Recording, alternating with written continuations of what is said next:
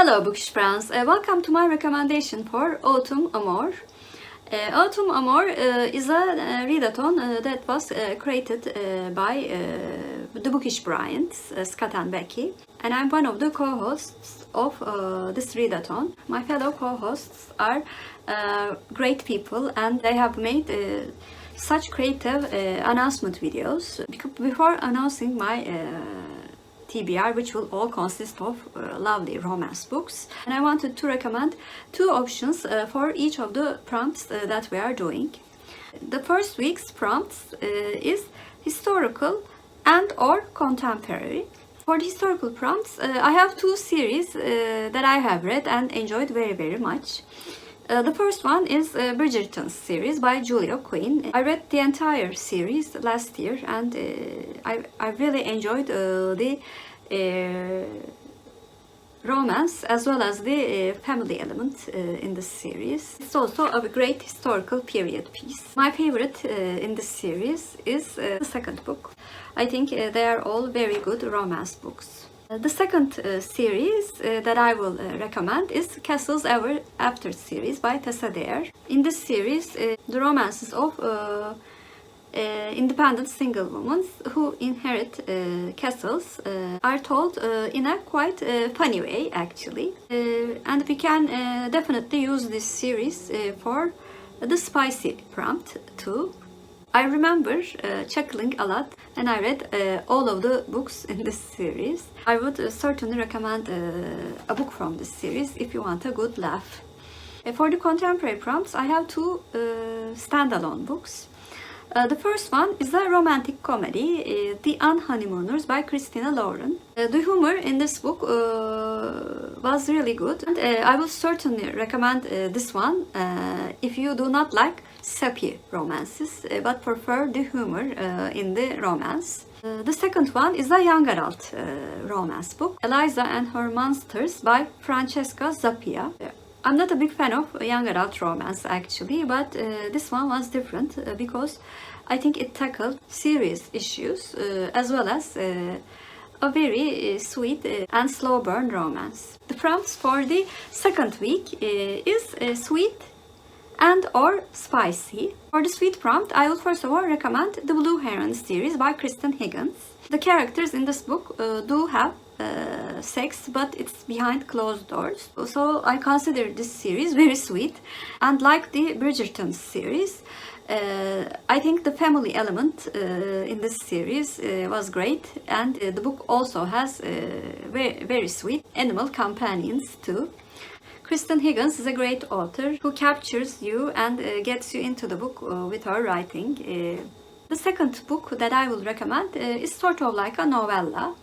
The Lost Letter by Mimi Matthews. This work did not have any sex scenes. It is a very slow burn second chance romance. I thought it was the sweetest thing that I have read in 2020. For the spicy prompt, I have to say I do not read very spicy books, but the both series that I will recommend are certainly not sweet books. The Kiss Caution series by Helen Hong. Sexual scenes do play a very important role in this series, but it's not just those scenes. The representation of autism in this series impressed me a lot, and I learned that this series was an Own Voices series since Helen Hong was also on the spectrum. The second series is Winston Brothers series by Penny Reid. This series also have very spicy scenes, but like many of the series that I mentioned, the family element is very prominent in this one. I have read 3 books from this series and many of the scenes involving the brothers, and those scenes were as good as the romantic scenes, if not better.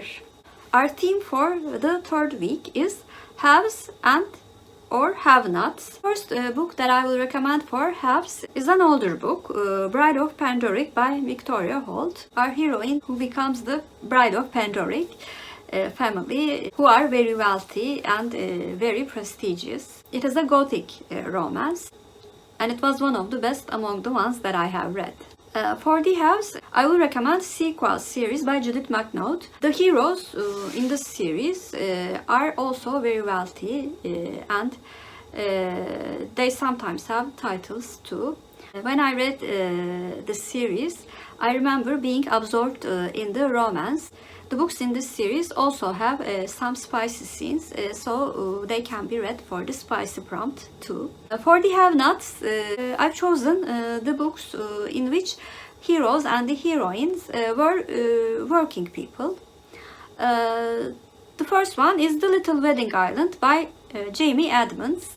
The hero and the heroine are actually rivals who are trying to keep their job. So they are not wealthy at all. This is a very sweet romance book, so it can be read for the sweet prompt too.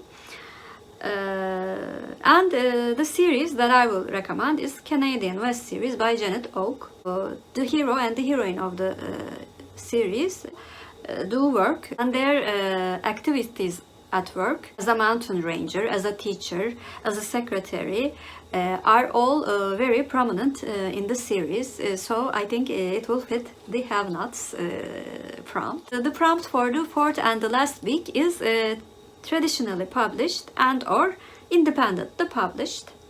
For the traditionally published, of course, the most known one is the Harlequin. I have read two books from a very long series, the Chatwell series by various authors, which is a line of Harlequin presents. The heroes or the heroines in this series do belong to the very wealthy Chatsfield family. They were quite decent romance books. And the second one is The Hating Game by Sally Thorne. This is a standalone book and it has some spicy scenes too. It was published by a very well-known publishing press. I chose this book to show that you can read books other than Harlequin for this prompt. And for the last prompt, I have chosen two books that I read from the arcs that I received from the book Sirens.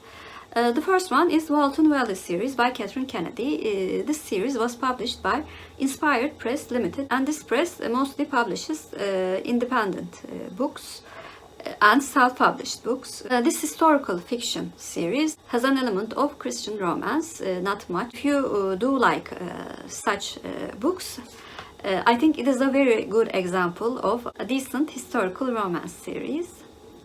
And the last book that I will recommend is The Heir of Drymouth by Beth Fuller. I also received this book, this e-arc from Book Sirens. And as far as I know, it was only published as an e-book, so it was certainly independently published. This romance book also had an element of mystery, and it was very engaging to read. So those were my recommendations for the Autumn Amour Readathon, which will happen in the whole month of September. I know there are many romance books that can be recommended for this readathon, and I think any romance book you would choose would fit either one or two of the prompts. You do not have to follow the prompts. If you read just one romance book, you would have joined the readathon. So it is an extremely flexible readathon that you can join if you want to, of course. Please comment down below have you read any of the books or the series that I've mentioned, and if you're a new viewer, first of all, welcome. Please like and subscribe. Hope to see you very soon. Bye.